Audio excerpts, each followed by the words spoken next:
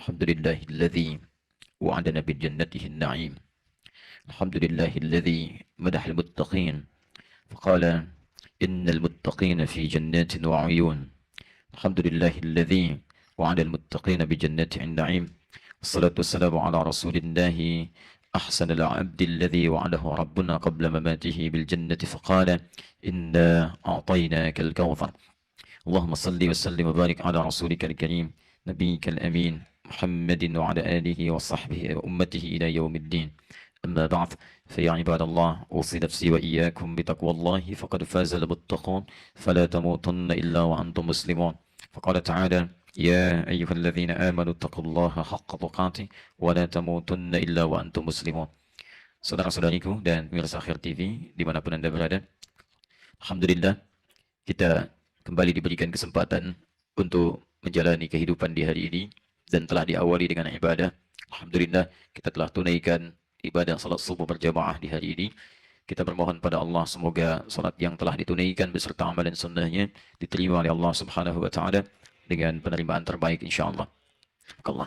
Imam kita tadi terdengar membacakan surah Al-Hijr, surah ke-15. Di rakaat pertama tadi yang bisa kita tangkap dibacakan ayat ke-26 sampai ayat ke-44. Diingatkan di ayat itu beberapa bagian yang penting, bahwa pertama, kita mesti mengerti dan mengetahui hakikat kehidupan kita. Dari apa kita diciptakan, kemana arah tujuan hidup kita. Penting karena Allah memperkenalkan di ayat itu perbedaan manusia dengan jin yang diciptakan sebelumnya. Jin disebutkan di ayat ke-27, ayat ke-28-nya disebutkan penciptaan manusia dengan bahan-bahannya. Yang kedua, Allah mengingatkan kita agar jangan sampai memiliki sifat-sifat buruk yang pernah dipraktekkan oleh iblis. Hati-hati, diantaranya adalah sifat sombong dalam kehidupan. Maka Allah memberi pelajaran pada kita semua. Iblis itu, Bapak dan Ibu sekalian, teman-teman dimanapun berada, nanti ditafsir di ayat lain, di Quran surah ke-18, ayat ke-50. Asal iblis itu, dia bermula dari jin yang taat. Wa idh qulna lil malaikati isjudu li Adam fasajadu illa iblis kana minal jinni fafasaqa an amri rabbih. Iblis itu asalnya jin yang taat, tapi sayang, dia melakukan penyimpangan yang besar. Dan dengan penyimpangan ini, dia merasa sombong, tidak mau tobat dia. Ini persoalannya. Apa perasaan sombongnya? Dia merasa lebih baik dibandingkan dengan Adam, sehingga tidak mau menaati perintah Allah. Jadi, ingat baik-baik, iblis bukan hanya tidak mau sujud. Karena ketika Allah minta sujud, nanti dijelaskan di Quran surah ke-7 Al-A'raf, ayat 11-13. Ma mana'aka alla tasjuda idh amartuk. Kenapa kamu tidak mau sujud saat saya perintahkan? Jadi persoalannya bukan sujudnya, kata Allah. Ini perintah saya. Kamu sujud tidak sujud pada Adam, itu urusan kamu. Tapi ini perintah saya. Kenapa kamu tidak ikuti perintah saya? Apa kata iblis?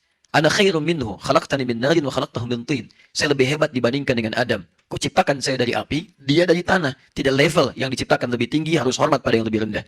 Dan disitulah persoalan terpentingnya. Kemudian Allah mengharamkan sifat sombong dan menjadikan orang sombong termasuk bagian dari bagian api neraka. Dari sini, fokus baik-baik. Allah memberikan pesan kepada kita, jangan sampai Anda bersikap dan bersifat seperti iblis, karena itu akan mengeluarkan Anda dari rahmat Allah seperti Allah mengeluarkan iblis dari rahmat Allah Subhanahu wa taala. Dan itu bisa bermuara ke dalam neraka. Dan yang ketiga, bagian terakhir, di rakaat pertama tadi, ayat 43 sampai dengan ayat 44-nya, fokus baik-baik. Orang yang mengikuti tuntunan iblis akan dijanjikan oleh Allah memasuki neraka jahanam dengan 7 pintu utamanya. Dan setiap pintu itu sudah punya tanda-tanda. Dan nanti dalam pengakuan iblis di ayat 40 sebelumnya, iblis berjanji akan menggoda seluruh anak cucu Adam supaya mau mengikuti godaan-godaannya dan sifat-sifat buruknya. Tapi ada satu golongan yang punya hijab yang tidak bisa ditembus oleh iblis. Di ayat ke-40-nya. Nah, hijab inilah yang kemudian disebut dengan benteng. Benteng inilah yang menjadi inti surahnya, disebut dengan surah Al-Hijr. Surah benteng. Kalau Anda bisa mengamalkan amalan ini, maka akan jadi benteng Anda, perisai Anda dengan godaan iblis. Iblis tidak akan mampu menembus Anda. Bukan tidak menggoda, dia menggoda tapi tidak akan menembus Anda. Kuncinya, illa ibadaka minhumul mukhlasin. Yaitu hamba-hamba Allah yang diikhlaskan oleh Allah Subhanahu wa taala dalam aktivitas ibadahnya. Karena itulah Allah meminta kita untuk berusaha ikhlas. Turun Quran surah ke-98 ayat yang kelima itu. Wa ma umiru illa liya'budullaha mukhlishina lahuddin. Mukhlis, berusaha untuk ikhlas. Kalau Anda sudah meraihnya, maka Allah anugerahkan pada Anda sifat ikhlas, berubah nama Anda dari mukhlis jadi mukhlas. Kalau sudah mukhlas, sulit bagi iblis untuk menembus Anda. Di antara ciri orang-orang yang berusaha untuk ikhlas, nanti diteruskan di ayat ke-45, 46, sampai dengan 47-nya. Itulah yang akan mendapat hadiah dari Allah berupa surga terindah bagian dari orang takwa. Innal muttaqina fi jannatin wa uyun, udkhuluha bisalamin aminin. Sungguh sebagian orang takwa akan masuk ke taman surga. Silahkan masuk dengan perasaan yang damai dan tentram. Siapa mereka? Di antaranya adalah orang yang berjuang dengan keikhlasan dalam ibadahnya, dan hebatnya orang ikhlas pertama kali adalah orang yang bisa menghilangkan sifat-sifat buruk dalam dirinya. Ayat 47-nya, wa naza'na ma fi sudurihim min ghillin, dan kami kemudian tanggalkan, ahli surga ini kami tanggalkan sifat-sifat buruk, dendam, cemburu, iri hati dalam jiwanya. Ikhwana, dan mereka bisa membangun persaudaraan di antara satu dengan yang lainnya. Dan hebatnya, karena sifat persaudaraan ini saat di dunia, dikumpulkanlah sesama saudara ini, saling menarik saat di surga, bertemu dan duduk berhadap-hadapan dengan keadaan yang sangat riang.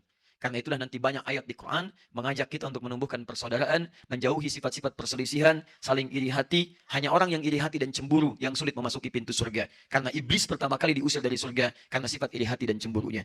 Karena itulah teman-teman, turun ayat untuk mempersaudarakan kita semua dengan turunnya Quran surah ketiga Ali Imran ayat 103 itu.